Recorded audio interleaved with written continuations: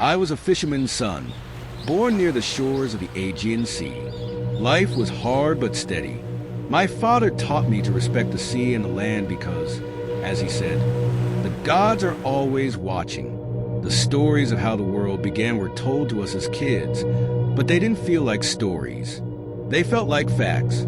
The elders would gather us around the fire and talk about how everything started with chaos. Nothing but darkness and emptiness.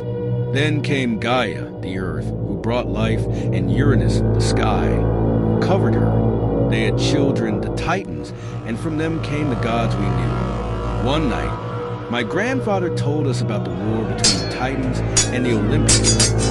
It was not long ago in his time, he said, when Zeus and his siblings fought their own father, Cronus. Zeus was brave, he said, but he was clever too.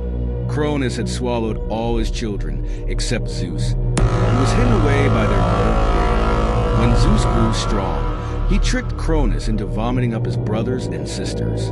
Together, they defeated the Titans and took control of the world. My grandfather's voice always lowered when he told that story. The gods, they're not kind like we hope, he'd say.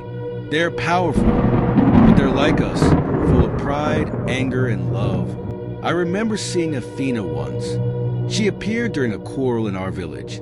Two farmers had fought over a piece of land, and their arguing turned to threats.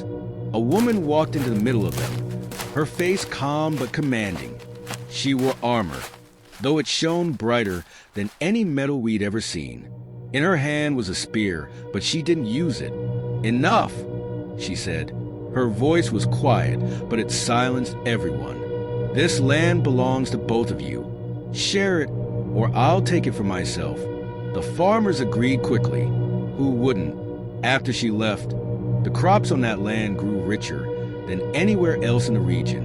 Another time, I was out fishing with my father, and we saw a man standing on the shore, staring out at the horizon. His skin was darkened from the sun, and he carried a bow. He didn't speak, but we knew it was Apollo. The way the air felt warmer around him, the way the waves calmed, it couldn't be anyone else. My father told me later that Apollo often wandered the land, watching over us but also reminding us of his power. These gods, they weren't distant.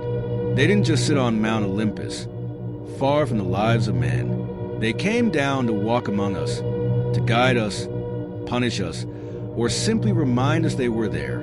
We built temples and gave offerings because we knew the gods could help or harm us. They were like the sea, beautiful, powerful, and dangerous. They didn't owe us kindness, but if we honored them, sometimes they gave it anyway. And that's how it's always been. The gods made the world, shaped the sky and the earth, but they didn't leave. They stayed, living with us, reminding us that their stories are our stories too.